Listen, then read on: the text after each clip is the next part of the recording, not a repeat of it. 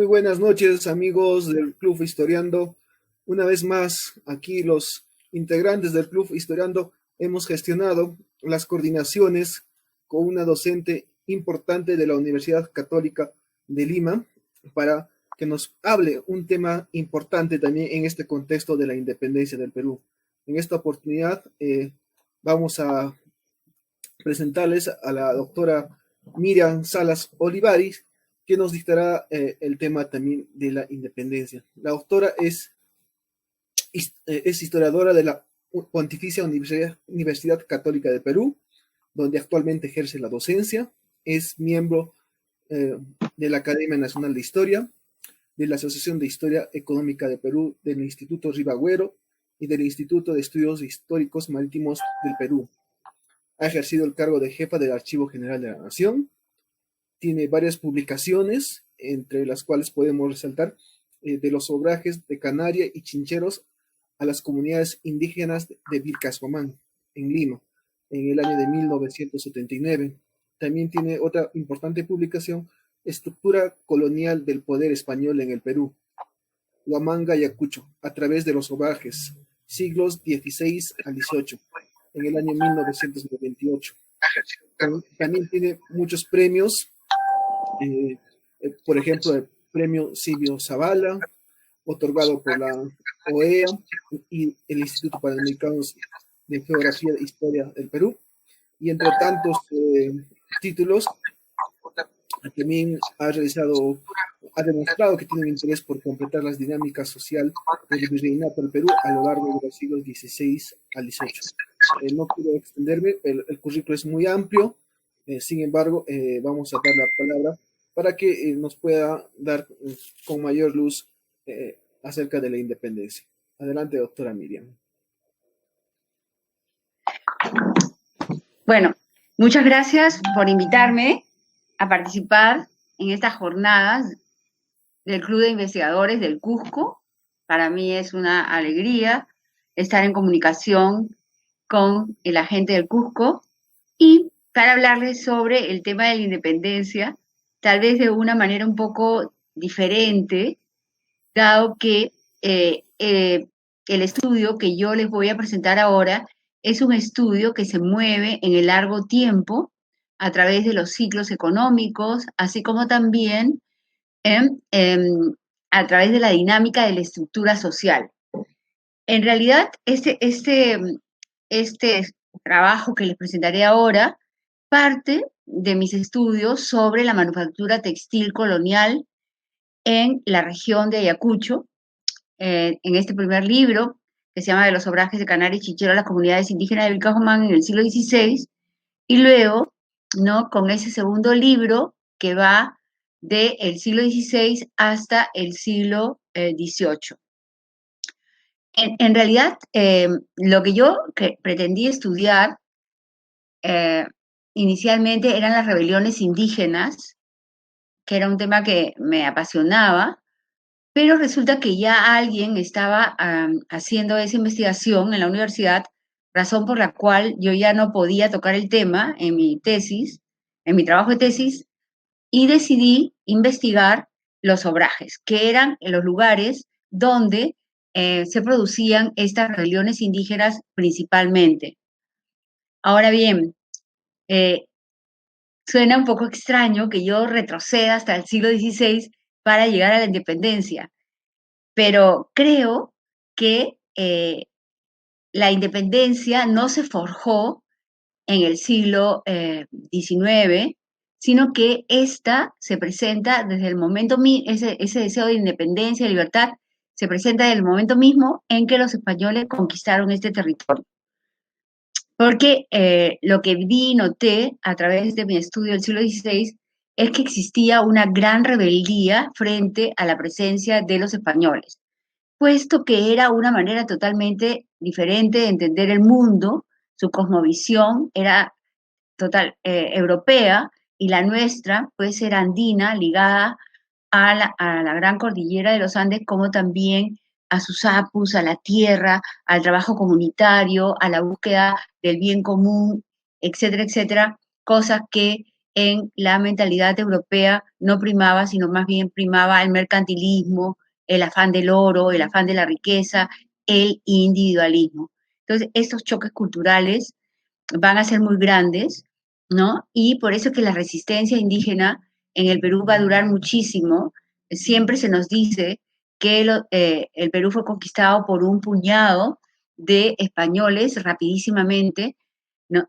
Pero en realidad, ¿no? Hasta 1572 no podemos decir que el imperio incaico fuese vencido, ¿no? Recién en 1572, con la muerte de Tupac Amaru I, es que se eh, termina, ¿no? Con ese gobierno paralelo de los incas desde Vilcabamba.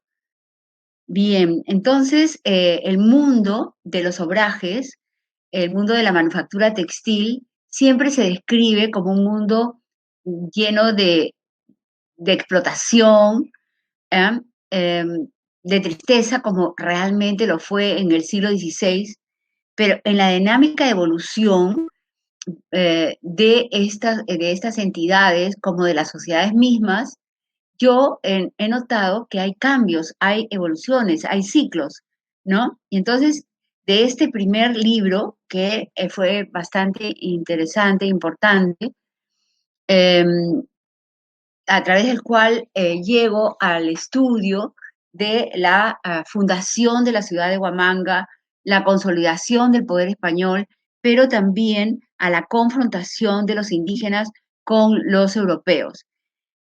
La importancia de este libro era grande, pero yo me pregunté, bueno, ¿y qué entiendo yo del presente a través de este libro, ¿no? Del siglo XVI, está muy lejano. Razón por la cual decidí seguir estudiando el tema, ¿no? Y llegué a este segundo libro, que son 3 tomos, que va del siglo XVI al siglo XVIII. Y entonces ahí me doy cuenta de una gran dinámica de evolución de los obrajes, donde hay diferentes ciclos, ciclos económicos que envuelven no solamente el obraje, sino a la sociedad en su conjunto. ¿Por qué? Porque están manejados por unas personas, por los propietarios, por los trabajadores, que se dirigen a un mercado, que este mercado influye en la producción, ¿no? Y es decir, todos estos hilos se hilvanan para dar, pues, una visión del conjunto. Muy bien, eso me permitió a mí establecer ciclos económicos para el desarrollo de los obrajes, ¿no?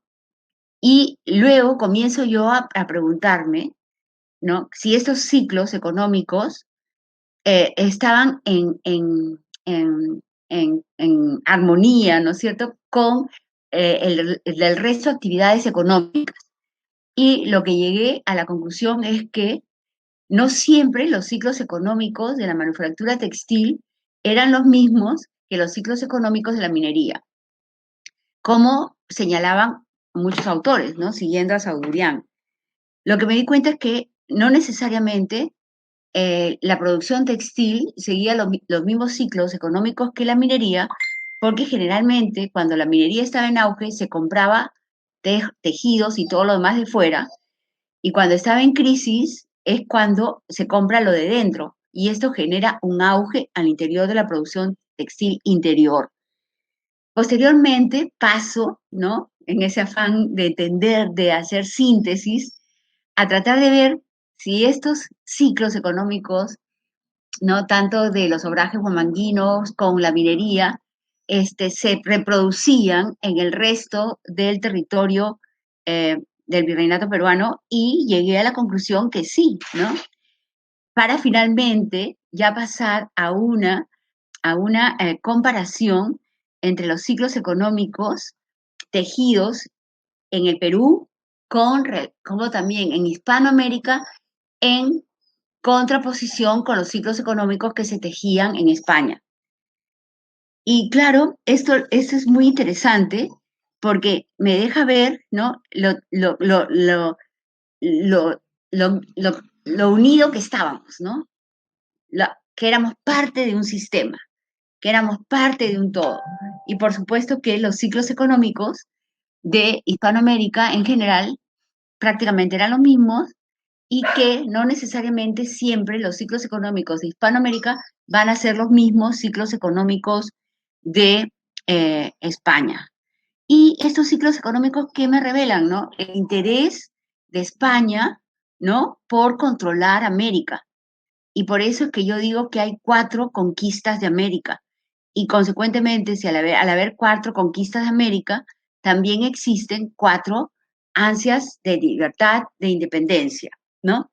Finalmente he escrito un artículo, ¿no? En el cual se ve claramente cómo son esos tipos cuáles son esos tipos de intereses que se van tejiendo a lo largo de los ciclos y que se llevan a las Cortes de Cádiz, ¿no? Eso se va a llevar a las Cortes de Cádiz. Eso es muy importante. Es decir, que no es una casualidad que toda América se quiera independizar en 1810, ¿no? A raíz de la invasión de Napoleón a la península ibérica. Es un hecho que responde a la oposición que desataba en los españoles, perdón, en los criollos americanos, las reformas borbónicas que justamente lo que van a buscar es controlarlo todo. Ahora, este trabajo, ahora también lo estoy enlazando con este último libro mío que se llama Historia de los hombres y las mujeres, del Dios creador y las sociedades milenarias del Perú preincaico, porque yo creo que celebrar la independencia a través de sus héroes a los cuales nosotros le debemos muchísimo, es importante, pero también es importante valorar lo que nosotros somos, ¿no? Justamente porque hemos pasado por un periodo colonial en el cual se trataba de desfigurar nuestra cultura, siempre hemos tendido a mirar afuera y eh, eh, a vernos en cierta manera como menos con respecto a todo lo que es europeo, norteamericano. Y bueno, acá nosotros hemos sido o somos herederos de una de una gran cultura, ¿no? De una gran civilización que definitivamente debemos de revalorar. Y la independencia nos debe de servir para ello. Por eso es que este libro lleva como título Homenaje al Perú en el bicentenario de su independencia, ¿no? Porque realmente nosotros debemos valorar lo nuestro y me da mucho gusto que ahora, ¿no? Haya gente que esté hablando en quechua, ¿no? Y que no se avergüence realmente de esta gran cultura que es la cultura andina, y como dice Guamán Poma de Ayala, aquí existían grandes astrónomos, grandes ingenieros, ¿no? Grandes filósofos, científicos, etcétera, y por lo tanto nosotros debemos de hurgar y mirar en esas grandezas que allá en el Cusco pues tienen los signos prácticos, ¿no? A ojos vistas todos los días. Bien, entonces estos son los ciclos que dibujé para los obrajes inicialmente y vemos cómo en un primer momento se produce un nacimiento de los obrajes, ¿no? Con una aparición masiva en el año 1570 y ese es un ciclo de auge, ¿no? Luego viene una crisis, luego un auge y posteriormente una crisis. Pero vamos a esto cuando ya yo comparo lo que pasaba aquí con respecto de lo que pasaba en España. Y de 1519 a 1570 es un ciclo de divergencia. Es el tiempo cuando América continental y España se encuentran, es el tiempo de la primera conquista del Tahuantinsuyo, ¿no? Ahora, bien, acá España nos conquista, ¿no? Pero ¿qué pasa? España lo que está buscando es el oro, es la plata, gracias a la cual España se convierte en la primera monarquía de Europa, ¿no? El oro y la plata americana hacen que España, ¿no? Se consolide como una monarquía, gracias al oro y la plata americana, llega tantísimo oro y tanta plata que se va a producir una gran inflación, es decir, una alza de precios, y el rey Carlos V I, para tratar de aminorar, ¿no? Esta alza, esta subida de precios, lo que va a hacer es determinar que no se produzca nada en España, ¿no? y todo se compra afuera, con lo cual él estaba beneficiando a los Países Bajos de donde él era originario porque él no sabía hablar castellano. Ahora, ¿esto qué va a producir? Una caída de la producción textil castellana y catalana y en contraposición va a generar el nacimiento y desarrollo de los obrajes en Hispanoamérica. Ujú. Entonces, aquí se va a producir la aparición, la fundación de numerosos obrajes, centros productores textiles, y en los cuales se va a aprovechar, pues, el gran conocimiento textil que tenían los antiguos peruanos. Entonces, por eso es que es un ciclo de divergencia, ¿no? Es el ciclo de la primera conquista, pero también será el ciclo de la resistencia indígena. Luego viene un ciclo, el segundo ciclo, que es el de divergencia igualmente, que va de 1570 a 1605, el que lo llamo el de la segunda conquista de América, y este está dirigida contra los encomenderos. Siempre tendemos a pensar que solamente los indígenas estuvieron discriminados, perseguidos, ¿no? Abusados, pero la corona española también tiene el deseo de dominar a los españoles instalados en estos territorios. Y la segunda conquista es contra los encomenderos, que como nosotros sabemos eran los señores de la tierra, los grandes conquistadores, a los cuales se les repartió indios en encomienda. Muy bien, ahora, ¿cuál es el propósito de este, de este deseo de la corona de controlar a los encomenderos? Se debía básicamente porque los encomenderos se habían convertido en dueños de ese territorio. Ellos mismos se titulaban a sí mismos señores de pro y provecho, señores feudatarios, lo cual implicaba pues que era como renacer, como que se quería propiciar el renacer del feudalismo en América. Y la corona española, justamente, lo que había hecho al triunfar era imponerse sobre los señores feudales en España. Ahora, para esto se manda a Toledo, a este territorio, el virrey Toledo, el cual trata de controlarlo todo, como ya vamos a ver luego más detalladamente, y en este momento lo que quiere el rey, que ya no es Carlos V, sino es Felipe II, es que España nuevamente recupere su producción textil y lo que va a querer es terminar con toda la producción en América para que América se convierta en un mercado de la producción textil europea. Obviamente, esto va a provocar una gran resistencia a los encomenderos, ¿no? Porque se les quita ya desde 1542 la posibilidad de que la encomienda sea de por vida, pero como los encomenderos se resisten, entonces se retrocede un poco y se dice que la encomienda va a ser por 2 vidas. Al cumplirse las 2 vidas, pues los encomenderos se sienten que están pobres, ¿no? Pobres, ¿ya?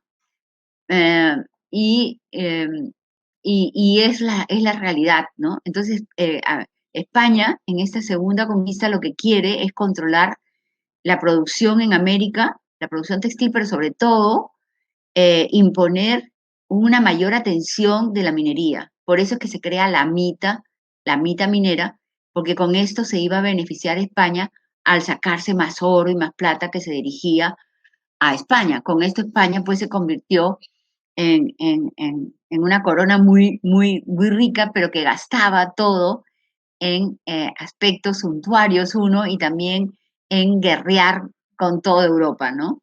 Entonces, a pesar de esa intención de Felipe II por desarrollar la industria textil en España, ¿no? Esta se desploma. Y acá no se logra ello, ¿no? Más bien acá, a pesar de toda esta posición, la producción textil se mantiene porque la minería entra en auge. Y al entrar la minería en auge, ¿ya? La demanda de textiles es mayor. Entonces, por más de que España esté interesada en terminar con la producción textil aquí, no puede. Bien, ahora, luego se va a producir un ciclo de crisis total, tanto aquí como allá, ¿no? Es de 1605 a 1660. ¿Y por qué se produce esta crisis? Porque España, que se presentó como la gran liberadora de los indígenas en el periodo anterior, ¿no? Razón por la cual muchos autoridades indígenas recibieron muy bien a Toledo, no lo va a hacer en realidad porque impone la mita minera, y esto a lo que va a llevar es a la muerte de miles de personas unidas a epidemias, etcétera, etcétera. Entonces lo que va a haber es una gran despoblación indígena, y esta despoblación va a impedir que se pueda sacar oro, plata de las minas, y España entra en una crisis económica de la cual no se va a poder recuperar hasta el siglo XVIII, razón de las reformas borbónicas. Ahora, miren, de 1660 a 1760 hay un ciclo divergente, y este es un ciclo divergente porque hay auge aquí, un enorme auge, ¿ya? En la manufactura textil y en realidad en todas las actividades económicas. Se crean universidades, las ciudades cada vez se hacen más suntuosas, etcétera, etcétera.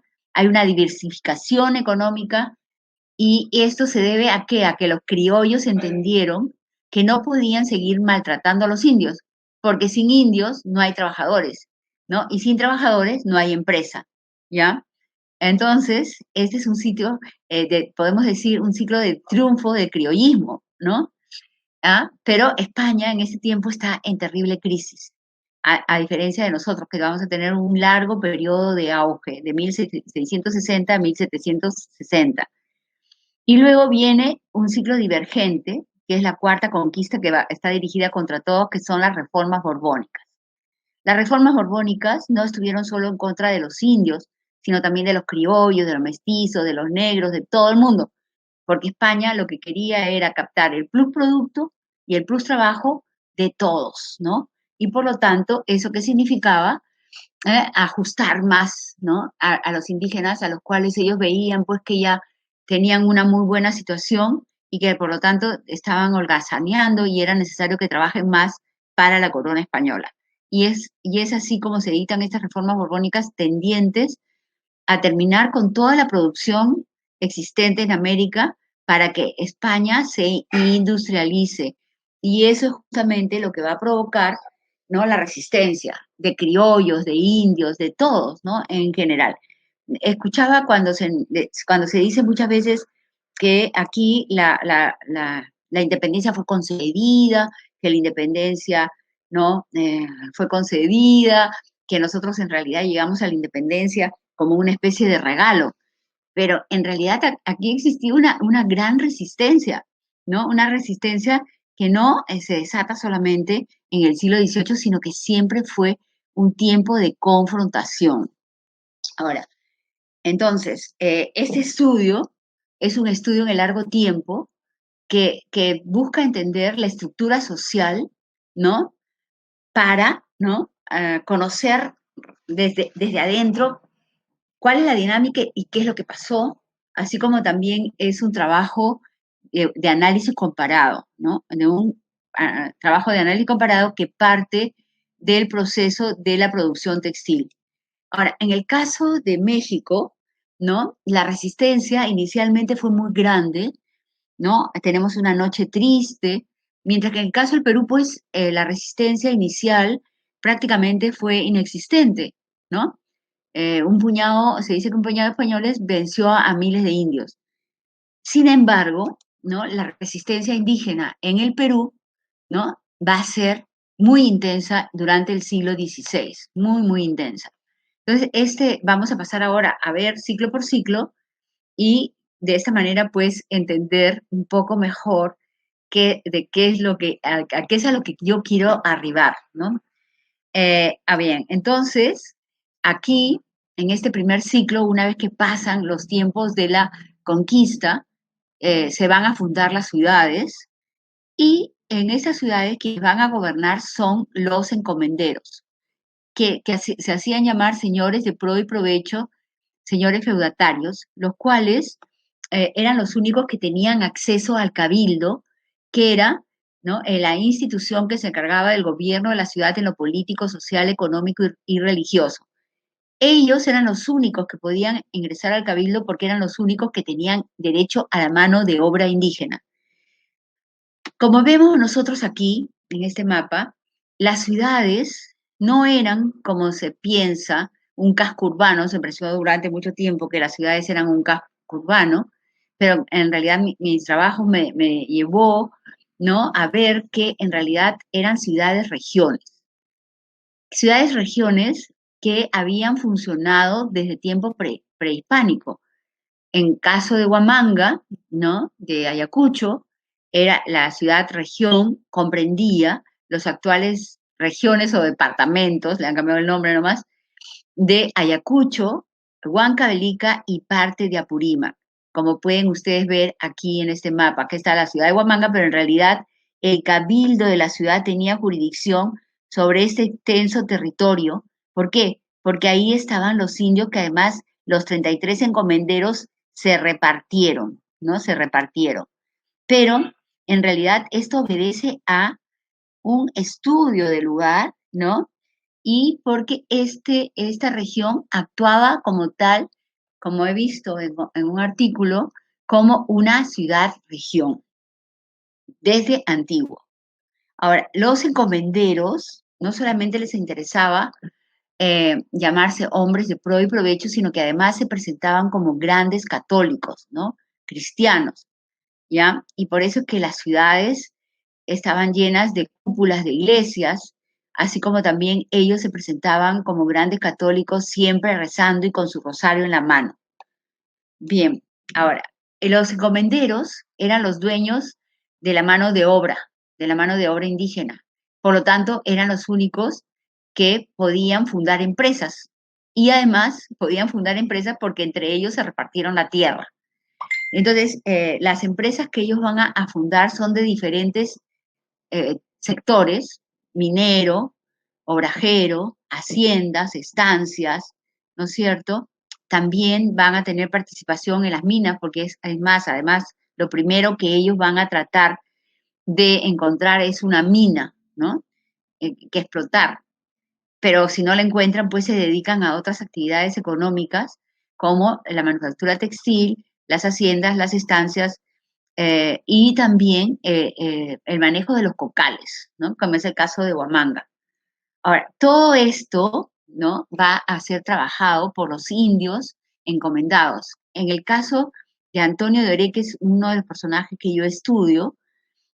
A él se le da la encomienda de los Ananchilques que vivían aquí, pero esta gente tenía que ir a trabajar a todas las empresas de este encomendero que estaban en diferentes regiones, en diferentes sitios, en diferentes climas, en diferentes suelos, ¿no?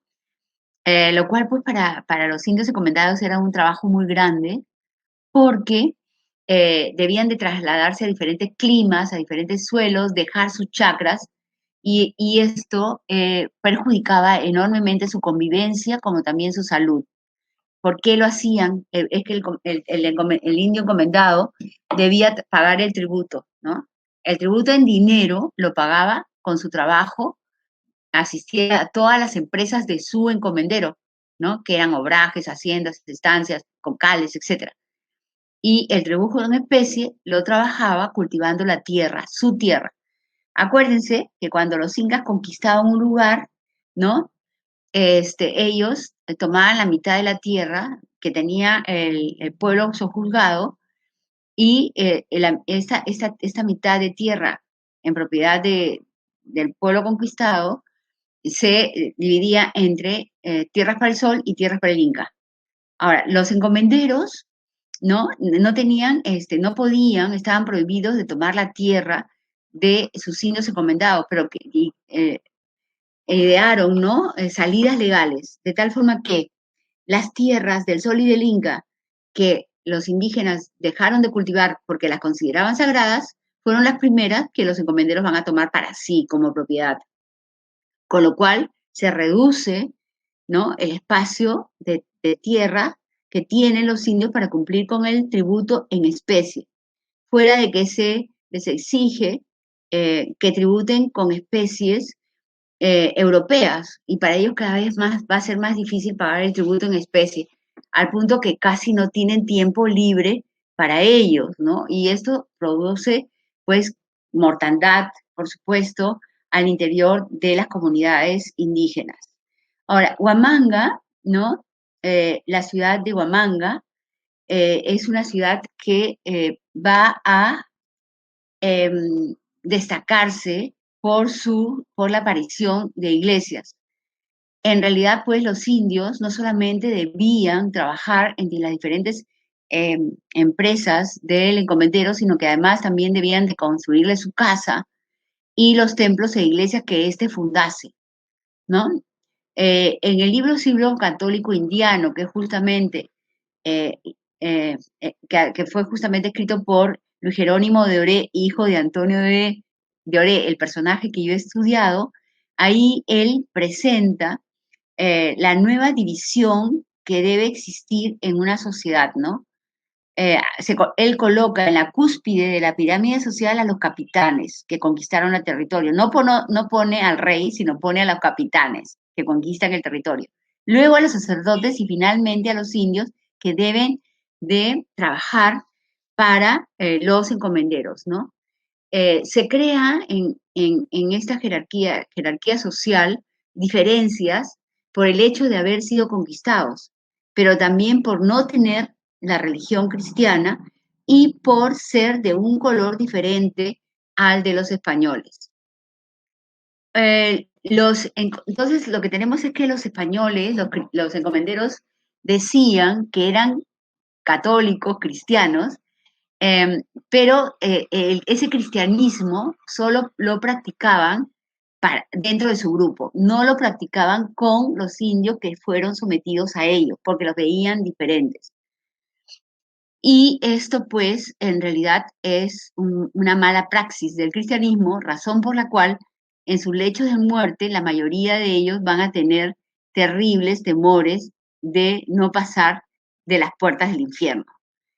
Ahora, muchos de estos encomenderos tuvieron muchos hijos, ¿no? A la mayoría tuvo como 15 hijos, porque querían poblar la tierra pues con españoles, pero una vez que se pacifica el territorio, los hijos van a ingresar a los conventos, a los conventos que los padres edifican, porque el mayor es el que tiene el mayorazgo, y los demás hijos tienen derecho a una legítima, que es una 10ª parte de los bienes familiares, y además debían de obedecer al padre para casarse con quien él dispusiese. Los hijos no tenían derecho a trabajar. Si querían trabajar, el padre los castigaba severamente, porque se veía el trabajo con las manos como algo muy malo, como algo que no estaba a su altura. Muy bien. Entonces tenemos la presencia de dos mundos, de unos encomenderos. Además es importante que le señale que siempre se nos dice como que eran ociosos, ¿no? Pero en realidad los encomenderos tenían un afán enorme de hacer riqueza y se mostraron que diversificaron su economía, que gestionaron diferentes empresas con el propósito, pues, de tener y ganar mayor riqueza. Ahora bien, la ciudad de Huamanga se fundó, ¿no?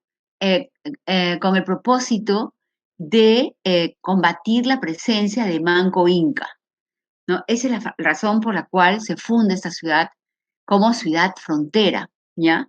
Porque el Inca, Manco Inca, se escondió en Vilcabamba. Ajá.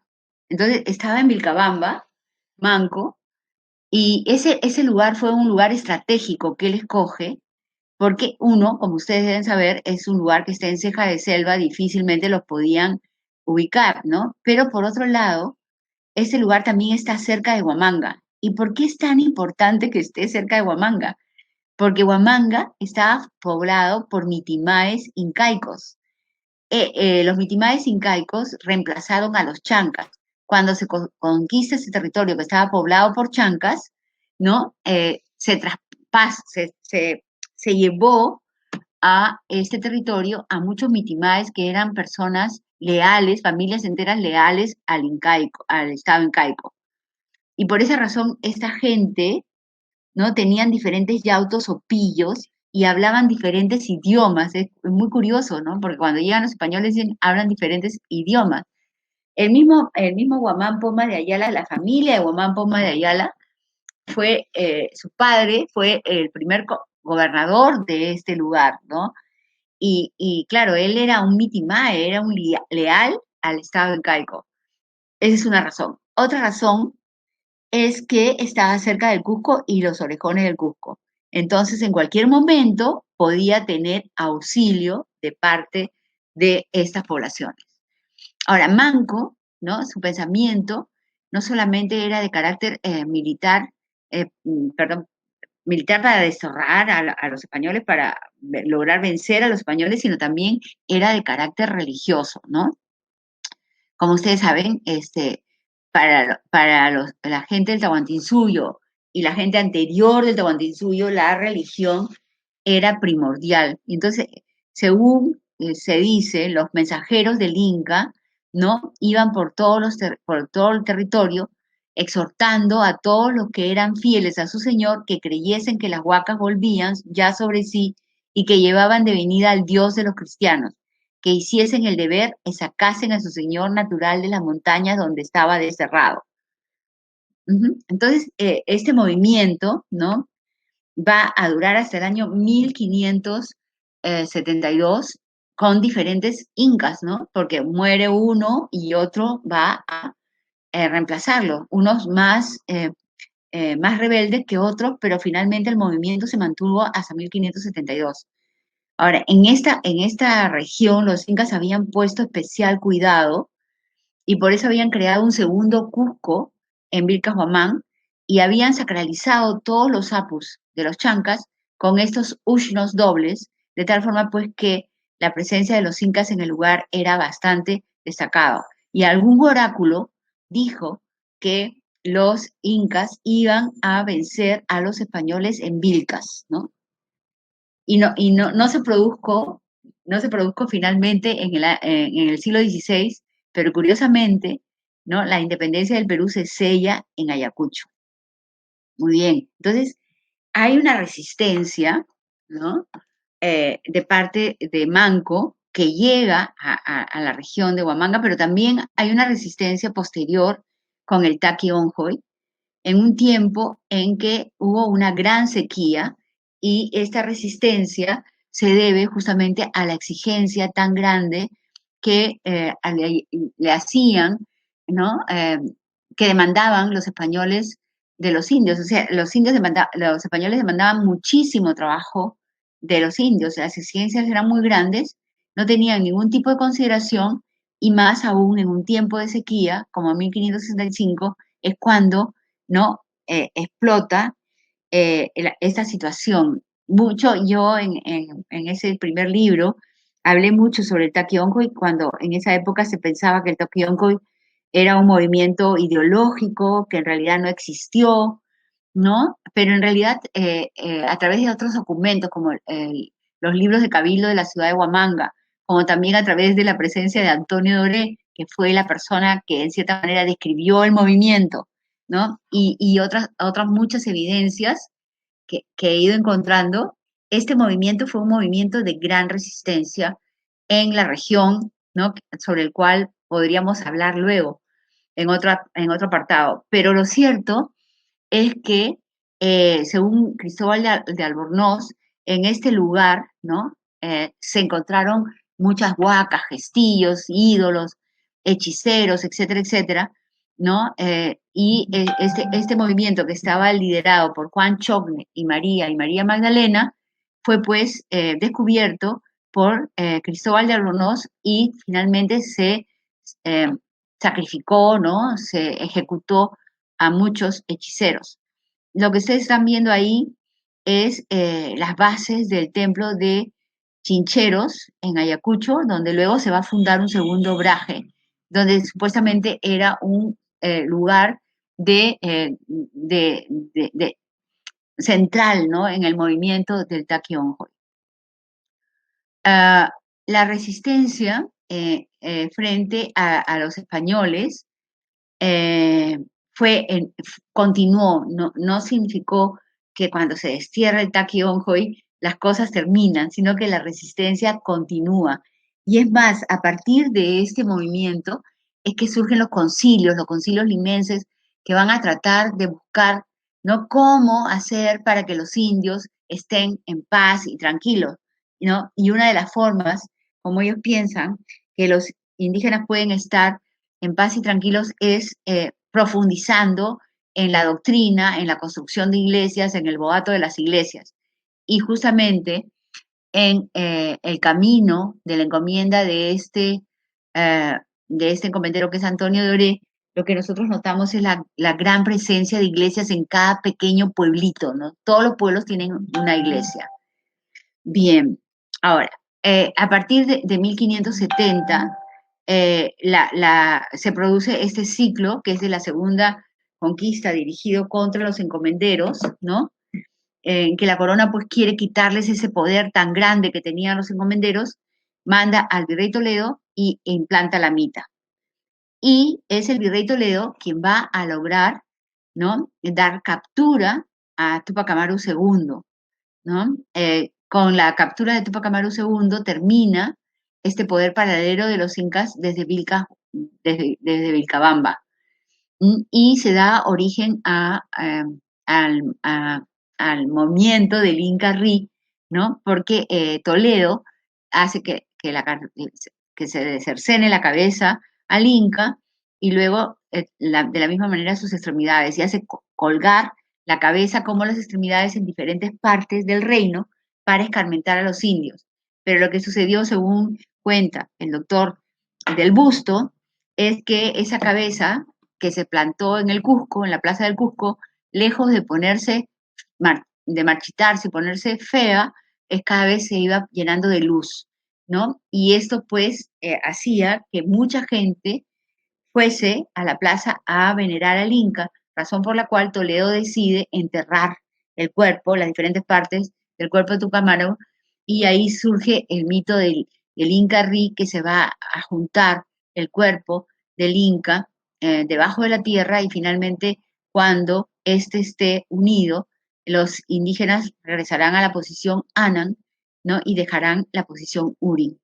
Ahora bien, Toledo, ¿no? Al cual se le considera el gran organizador del virreinato del Perú, en realidad sí fue pues el gran organizador del virreinato del Perú, pero para que nos saque todo a nosotros, ¿no? Porque impulsó la minería, creó la mita, creó los repartimientos, le quitó a los encomenderos todo el poder, ¿no? Y ya no tenían el monopolio del control de los cabildos, etcétera, etcétera, ¿no? Y, y por ello, a pesar de que inicialmente supuestamente hubo una alianza entre Toledo y los curacas indígenas contra los encomenderos, finalmente los curacas se dan cuenta pues que la situación para ellos va a ser cada vez peor, ¿no? Por eso es que la resistencia continuó.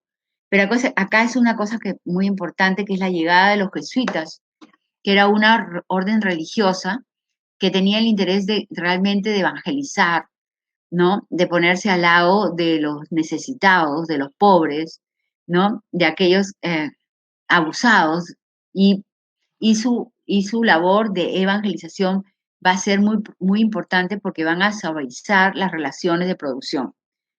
Guamán Poma de Ayala nos presenta la situación de los indígenas, ¿no? En ese tiempo.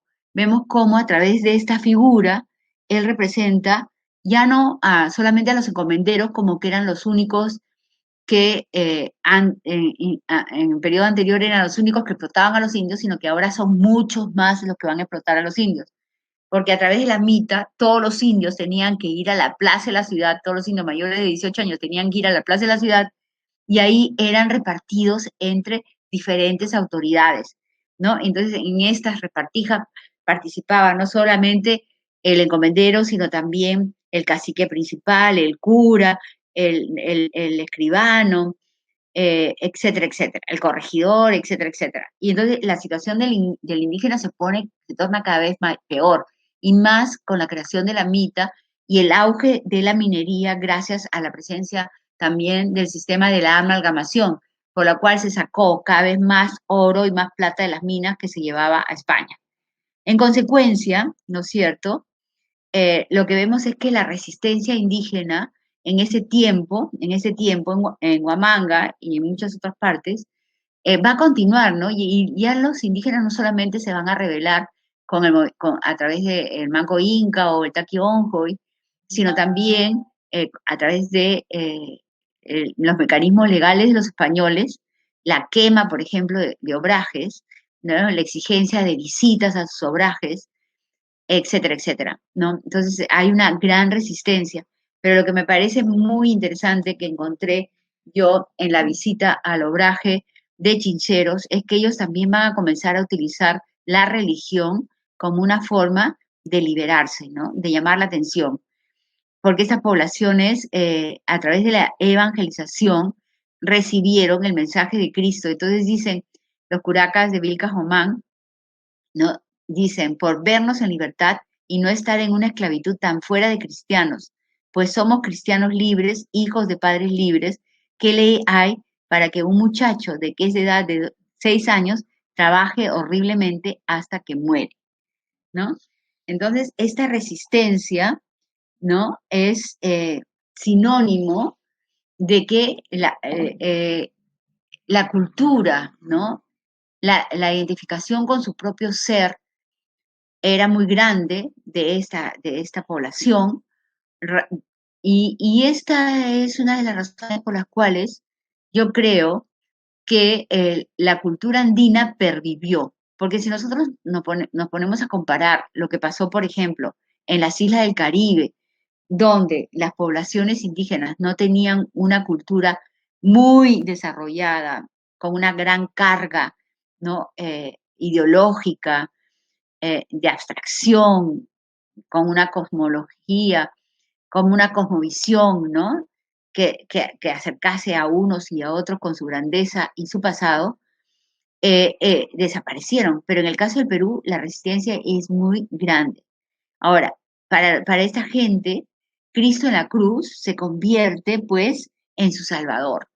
Y a través de esta imagen, para mí, lo que se produce es una transferencia, ¿no? Del Dios creador andino. El Dios creador andino ha existido en el Perú desde la época de los Chavín. Y además es importante, como veo en el último libro que he escrito, el Dios de Chavín en realidad nace antes de Chavín, ¿no? Ahora no voy a poder explicarlo, pero nace antes de Chavín. Y en Chavín se sintetiza todo, ¿no?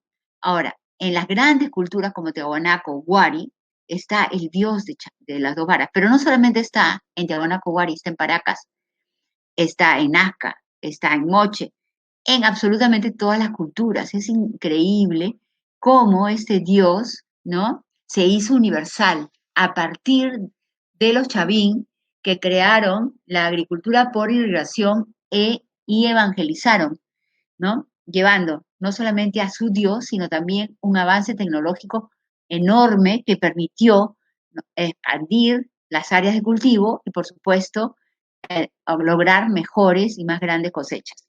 Entonces, en el Cristo en la cruz se sintetiza la imagen del Dios creador y las sociedades se convierten en cristocéntricas, ¿no? Cristocéntricas, salvadores. Y ellos van a usar el mensaje de Cristo para defenderse, razón por la cual muchos encomenderos al final de sus vidas, en sus testamentos, pues encargan miles de misas para tratar de salvar su ánima. El mismo Antonio Doré también va a tener una reconversión y se va a vestir en los últimos días de su vida como un ermitaño, pidiendo siempre perdón por lo que había hecho, porque la conciencia se lo hizo saber. Muy bien. Entonces, de 1605, ¿no es cierto? Hacia 1660, lo que va a haber es una despoblación terrible y un periodo de crisis económica, ¿no? ¿Por qué? Porque se hunde la población. Bueno, aquí en el Perú renace la economía a partir de 1660 y 1760. ¿Y por qué va a renacer? Porque, ¿no? Se va a tener una gran atención con respecto al indio. La mayoría de los trabajadores ya no van a ser encomenderos, sino yanaconas, es decir, personas que se trasladan a trabajar a los obrajes, a las haciendas, etcétera, de forma permanente. Y los dueños no van a tratarlos mal, sino los van a tratar bien, porque si los tratan mal, no van a tener ellos, ¿no es cierto?, la posibilidad de tener auge en sus empresas.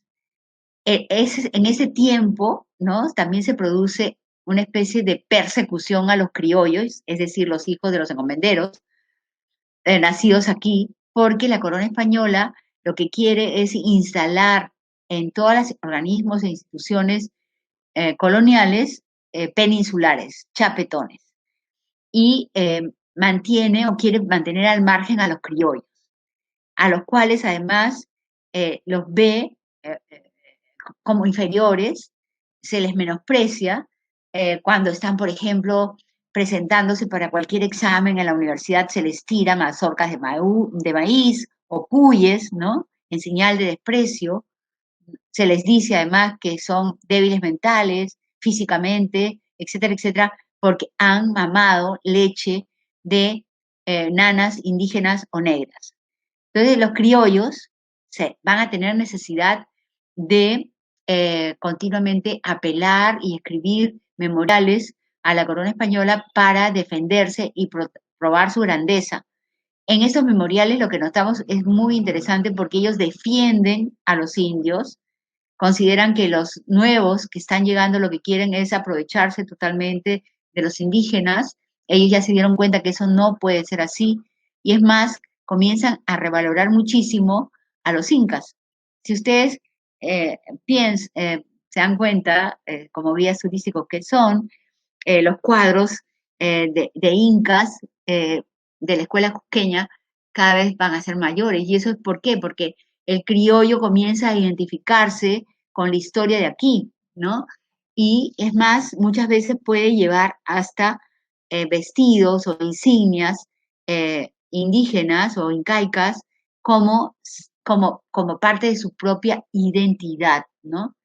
Ahora, este cambio de actitud con respecto a los trabajadores es lo que lleva a un tiempo de auge económico aquí en América, porque además España estaba en una terrible crisis económica, no nos podía controlar, no le llegaba el oro, ¿no? Tenía problemas de epidemias, de guerras, de reyes que más estaban pensando con quién se iban a casar, ¿no?, después que se muriera su primera o segunda esposa. Y América pues florece, ¿no? Florece porque la minería está en crisis y no llegan los mercaderes europeos a querer vendernos todo para poder obtener a cambio de sus mercaderías oro o plata. Muy bien, acá nosotros tenemos este maravilloso cuadro que está en el monasterio de Santa Teresa en Huamanga, donde vemos pues esta escena que ustedes también deben haber observado en cuadros cusqueños, donde está Cristo en la última cena, ¿no?, donde está cenando un cuy que se le ha servido en plato de oro, ¿no? Entonces, ¿esto qué significa? Es ese acercamiento de los criollos a las costumbres, los usos y costumbres de aquí, ¿no? Y el cuy se sirve en plato de oro. Ahora, el fundador de este convento, Francisco de la Maza, cuyo padre fue Gonzalo de la Maza y quien además fue el que tuvo a Santa Rosa de Lima en su casa, y esta a su vez tuvo una visión de Cristo en un obraje, y él mismo peleó por mejores condiciones de trabajo para los indios de la mina de Huancavelica, piensa que lo que mejor se debe hacer para que un obraje esté en auge es que se les pague bien a los indios y se les trate con mucha cristiandad, ¿no es cierto?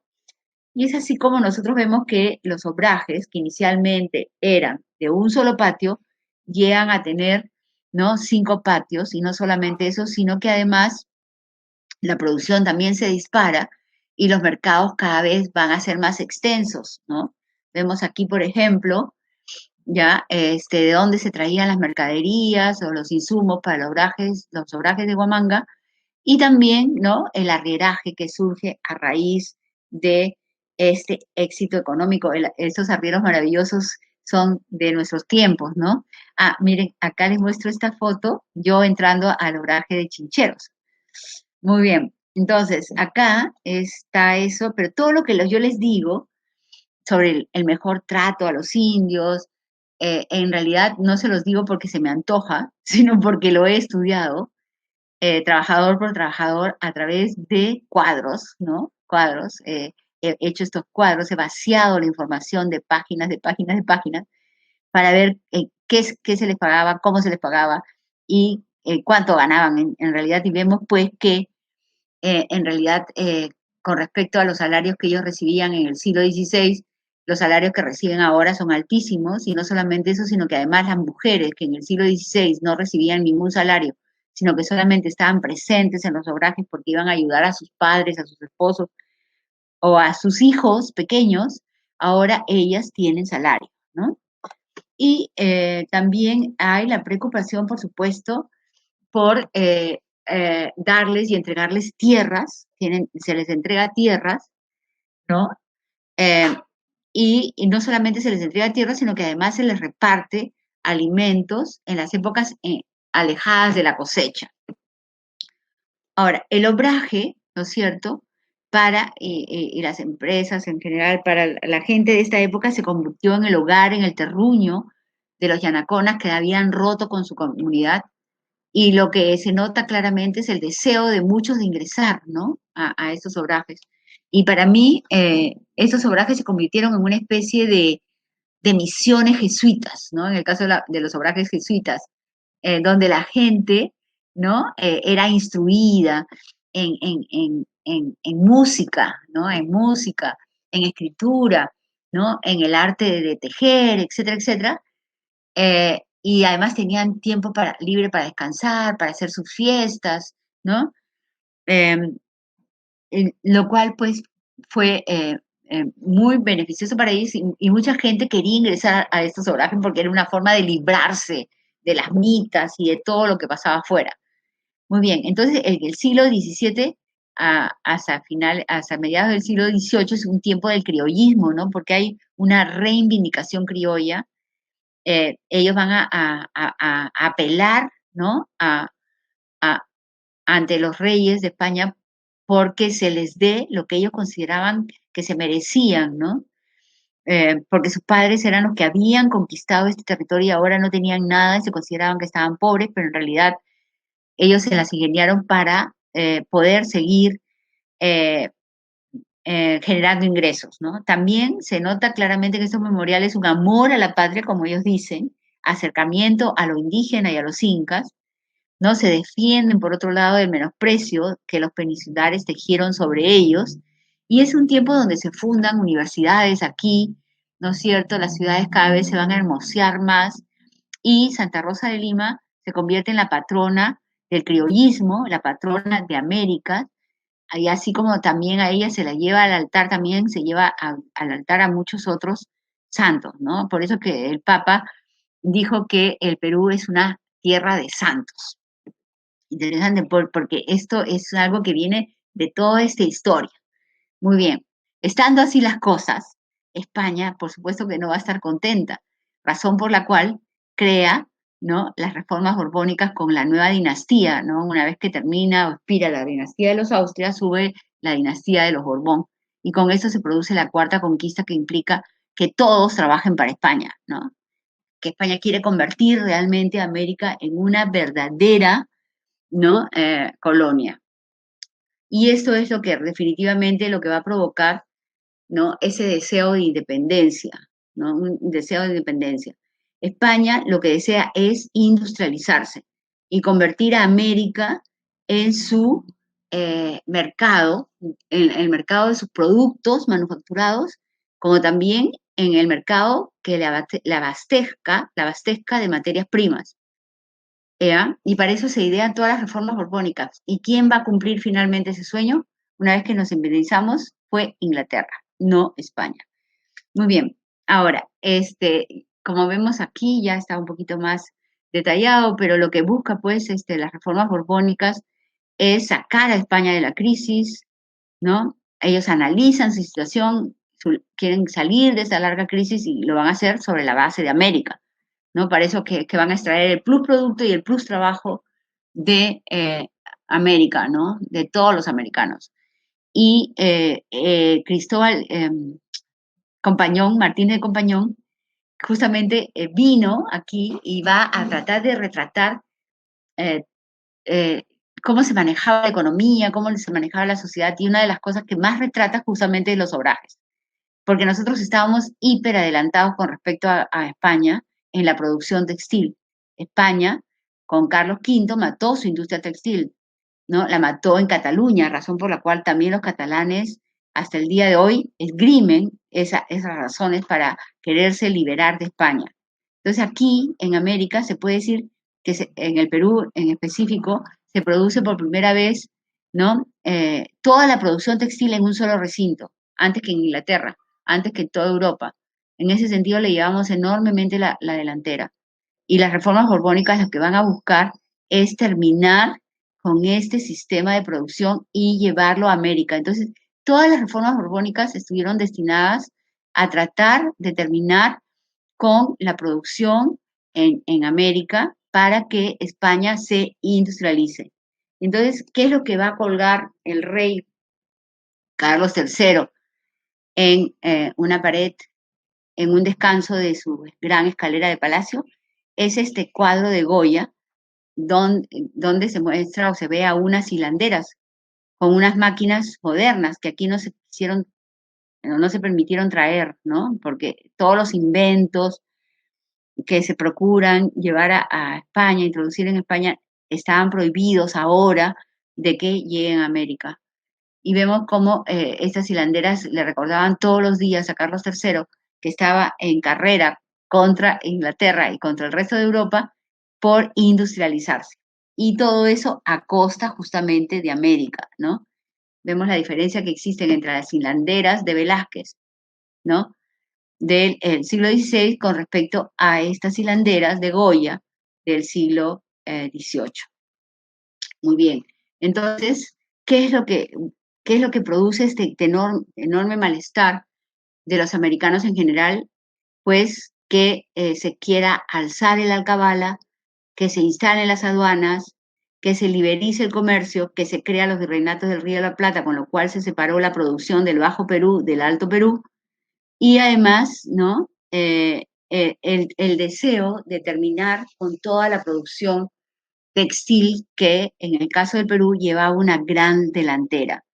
¿Ya? Entonces, esto lo que va a producir es las grandes rebeliones indígenas, porque a los indígenas se les afectó muchísimo con el reparto de mercaderías, ¿no es cierto? También se les afecta mucho con las exigencias que les hacían los corregidores de entregar tejidos, ¿no? Tejidos hechos en casa, de algodón que se habían puesto de moda, con lo cual tenían que bajar hasta Ica, fabricar los tocuyos y luego entregárselos al corregidor. Y por otro, a toda la producción del Bajo Perú no se le permitió realizarse económicamente en el Alto Perú, es decir, en las minas, por la mercancía de dinero, porque se cortó toda posibilidad de acceso al mercado del Alto Perú a las mercaderías del Bajo Perú. Entonces, este malestar, ¿no? Es el que van a llevar también los peruanos y los mexicanos a las Cortes de Cádiz, ¿no? Y esas aparecen, ¿no? Aquí en este libro, Las Cortes de Cádiz, que fue publicado por el Fondo Editorial del Congreso, tengo un artículo en el cual pues veo cómo los diputados peruanos llevan exigencias de carácter económico, ¿no? Exigen igualdad jurídica, ¿no? Tanto para los hispanoamericanos, al igual que la de los españoles, la extinción de las castas, la justicia pareja, la apertura de caminos, la industrialización, el acceso a la educación, las posibilidades de trabajo para los criollos y para los mestizos, ¿no? Y y es interesante ver cómo el diputado electo de Puno, Tadeo de Gárate, es el que lleva también importantes reclamos a estas cortes de Cádiz, como por ejemplo descubrir el origen de nuestra decadencia, calcular y fijar los medios de nuestra prosperidad, que se exploten las minas de Puno, que no se envíen a los indios mitayos a Potosí, que se fomente la industria para evitar el trabajo, para evitar el estado de trabajar solo para comprar, sin que les quede producto limpio y que en caso de consumidas las minas se viese sin recursos para subsistir. La industria popular se preserve en el caso que la providencia prevé. Piden maestros europeos para trabajar mejor la riqueza lanera de camélidos que la naturaleza les había regalado y no malbaratearlas. Desarrollar la agricultura, fomentar la instrucción para todos ciudadanos, tanto indios como blancos. ¿Ven? ¿Se dan cuenta? Es increíble lo que ellos reclaman, que parecen que son reclamos de la gente de Puno para el Perú del presente, ¿no? ¡Ay, qué triste! Bien, ahora, las constituciones de Cádiz recogen, ¿no? Muchos de esos reclamos, ¿no? Porque en sus artículos, en algunos de ellos dicen pro- promover la agricultura, la industria, el comercio, según la localidad y circunstancias de los pueblos y cuanto les sea útil y beneficioso. Bien, entonces esta resistencia, ¿no? Esta resistencia, como ustedes pueden ver, no es solamente una resistencia del siglo XIX, es una resistencia que siempre ha estado. Y nosotros somos producto de esa resistencia y de esa confluencia cultural, ¿no? Donde lo andino pervive, ¿no? En el cristianismo y en las sociedades del Perú de hoy. Ahora, en este último libro que he publicado sobre el presupuesto del Estado de la Nación en el Perú decimonónico y la corrupción institucionalizada de 1823-1879, diría yo que el Perú de hoy no tiene mucho que celebrar, porque lo que nosotros tenemos que entender es que debemos de ser conscientes de nuestros derechos como también de nuestros deberes, ¿no? Generalmente no hemos sido muy conscientes de nuestros derechos, ¿no? Y eso se debe justamente a que nacimos a- eh, como república gracias a la Constitución de 1823, pero en esa Constitución de 1823 se dice que todos son ciudadanos, todos los habitantes del Perú son ciudadanos, pero que solamente tenían la posibilidad de participar en la cosa pública aquellos que supieran leer y escribir en castellano, con lo cual se excluía a los quechua-hablantes, a los cuales recién se les da la ciudadanía en la década de 1960. ¿M? Bien, entonces, el Perú tiene, ¿no es cierto?, que tratar de ser menos centralista. El Perú, ¿cuál es la lección que nos deja esta historia que les cuento? Que el Perú debe diversificar su economía, creer en la producción interior. Nosotros hemos visto cómo en el periodo colonial, ¿no? Hubo un gran desarrollo económico, ¿no? Partiendo de la producción diversificada, producción diversificada, buen trato, ¿no? Atención a las necesidades de los trabajadores en ese momento de auge, porque cuando vienen las reformas borbónicas, con su implementación se regresa lamentablemente a las condiciones de trabajo del siglo XVI. Ahora, esto con la República, los gobiernos fueron manejados por una cúpula cívico-militar que pensó solamente en sus intereses, ¿no? Y también en un gran centralismo que miró solamente a Lima y al exterior, no miró al interior. Entonces, ¿no? Creo que esta historia dinámica en el tiempo nos demuestra, pues, que nosotros tenemos que ser mucho más conscientes de lo que somos, de lo que hemos sido, para ser, ¿no? Para seguir fabricando, para seguir construyendo, mejor dicho. Muy bien, gracias. Muy bien, muchas gracias, doctora. Muy ilustrativo su conferencia. Estamos muy sorprendidos por conocer nuestra historia. Hemos conocido todo nuestro proceso histórico, principalmente en la época colonial. Entonces, hay muchas felicitaciones de parte de varias personas. Sin embargo, quería comentarles que en el transcurso de nuestra historia hemos demostrado que ha habido capacidad del poder de nuestra capacidad como los obrajes y hemos estado desarrollando hasta un cierto periodo donde fallamos tal vez por políticas españolas en el sentido de caer nuestra industria, pero el gobierno inglés también estaba en esa posibilidad de superarse y llegó a superarse. ¿Y qué pasó con toda Latinoamérica? Nos volvimos pacientes, no desarrollamos nuestra capacidad productiva y ahora en este tiempo ya estamos llegando, digamos, a la cuarta era industrial y aún como país no hemos despegado ni la segunda ni la tercera época industrial. Entonces, ¿qué está pasando a nosotros como sociedad? Como sociedad? ¿Qué debemos mejorar? ¿Qué problemas tenemos para poder absorber todas estas necesidades y dejar de ser un país de exportar materia prima a ser un país digamos, de realmente capacidad productiva eficiente? Vemos, toda nuestra alimentación es industrial, todo nuestro vestimenta es industrial, toda nuestra tecnología es extranjera. ¿Qué podemos producir como Perú? Y entonces vemos que de pronto, después de 200 años de independencia, después de una época de obrajes, donde teníamos capacidad de producir un tanto a nivel de otros países, ¿qué pasó? Ajá, Entonces, sí. Mira, justamente ahora que hemos estado en pandemia, ¿no?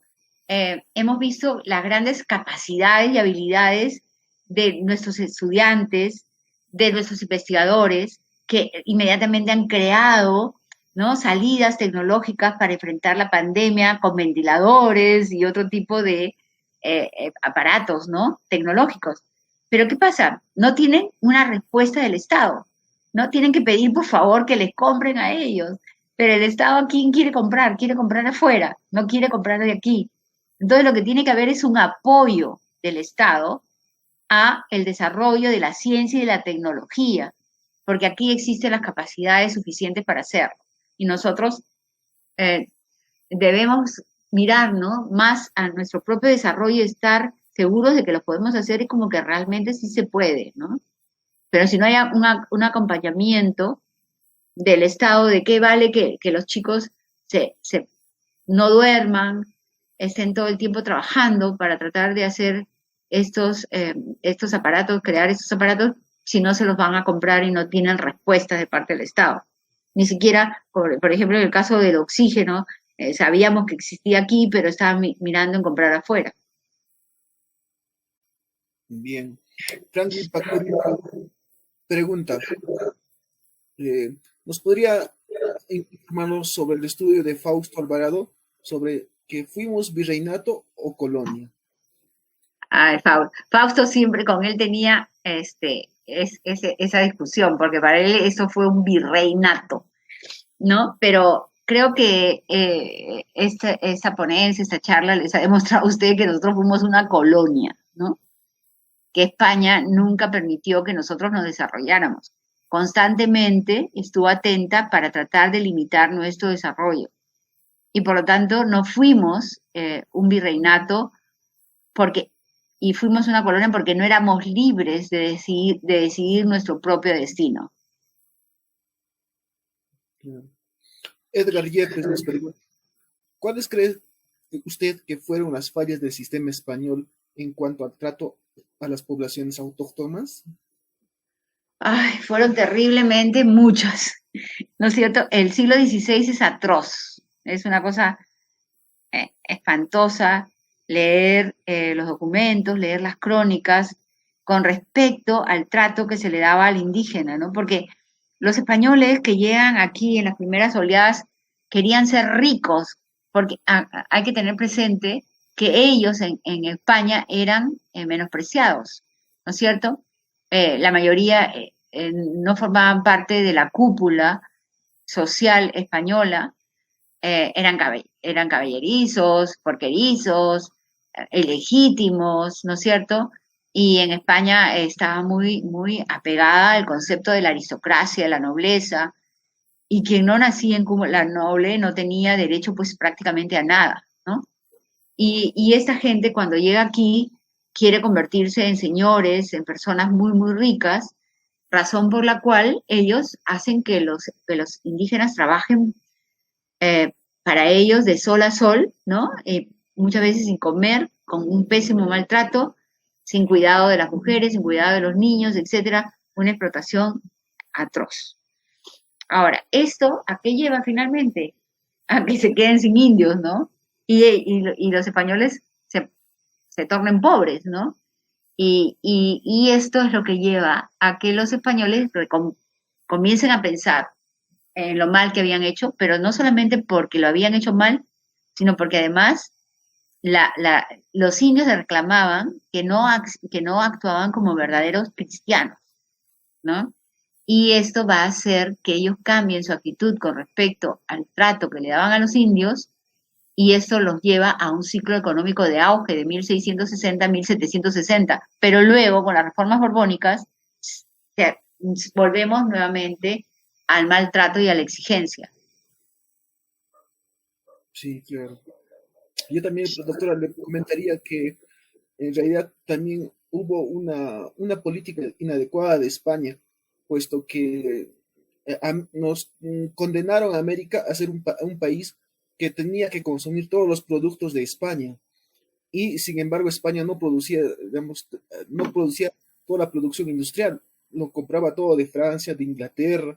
Y en realidad todo el dinero, toda la inversión se iba a los países ingleses. Entonces, eh, todo esto fue una mala política que a nosotros como secuela nos dejó hacer dependientes de todo un sistema de exportación.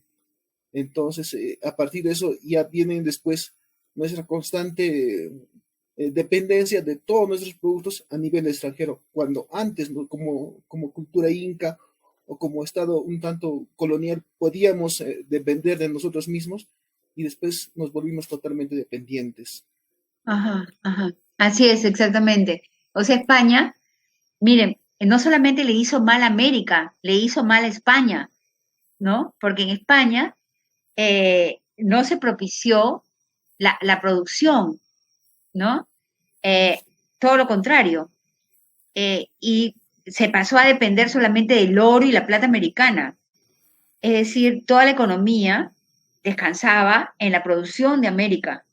Cuando no hay mano de obra indígena que saque ese oro y esa plata de las minas, pues España cae, ¿no? Y no tiene producción, ¿no? Y de ser el primer país de Europa, gracias a la conquista de América, pasa a ser el último. Pero no solamente eso, sino que también en América, ¿no?